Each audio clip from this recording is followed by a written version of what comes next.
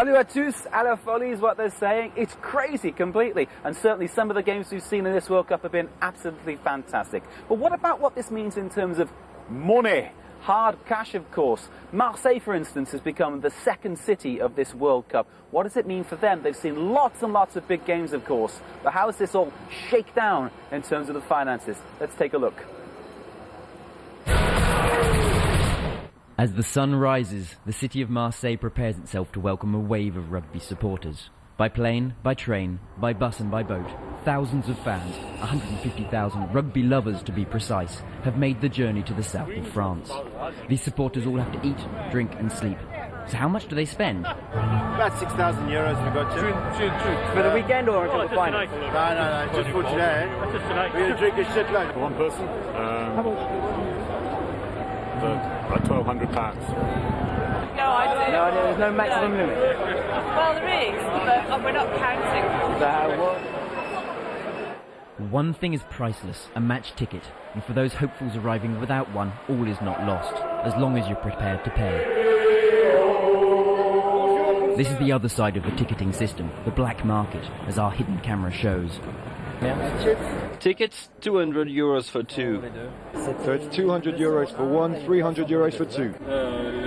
50 euro this ticket. And this one I paid 176. It's 200 for you.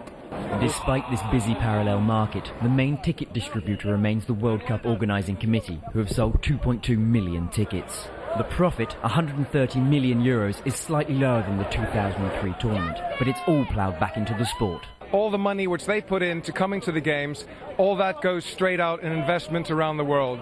We're spending £30 million every year on growing the game around the world. The fans are delighted with the result, and so is Marseille. The city has invested a huge amount, 10 million euros to renovate and improve local sporting and tourist facilities, while laying on giant screens and open-air concerts for match days. The financial stakes and rewards for the city are enormous. We'll see the value later.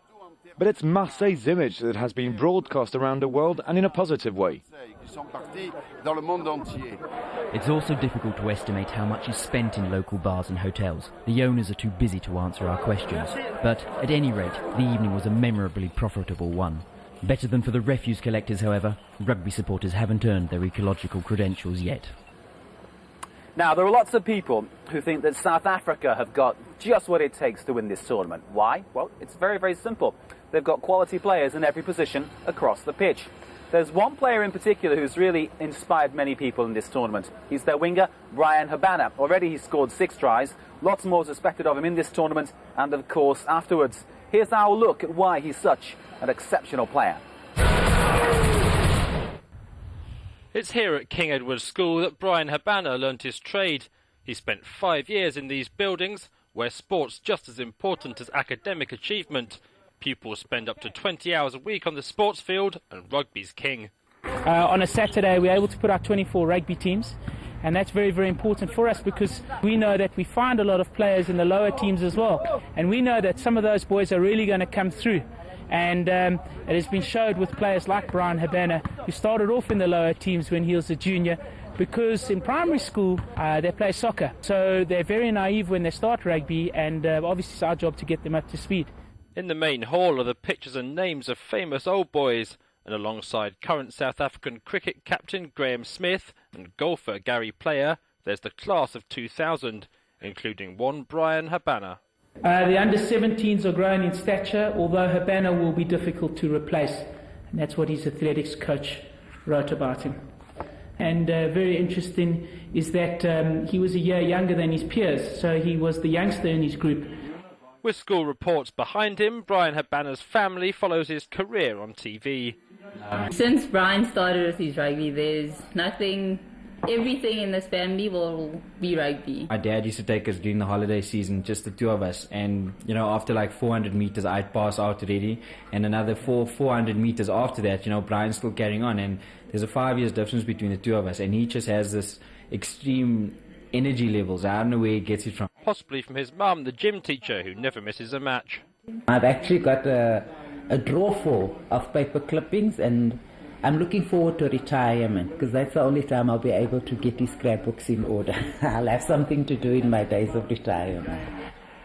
The whole family's heading for France for the World Cup, and they're convinced that South Africa will win, thanks to Brian. Sadly, my friends out there in rugby land, that's all we've got time for today. But of course, don't forget our rugby blog, which is on France24-EN-Rugby-October. Your thoughts, please, on the World Cup. And let me put a little question to you. Who do you think is the best player in this competition? Bryan Habana, perhaps? I mean, there's quite a choice to go through. So give us your thoughts, please, on our rugby blog. Now then, get ready. Exciting weekend ahead, of course. Make sure you're ready for all the big games. And, of course, enjoy the rugby. See you tomorrow.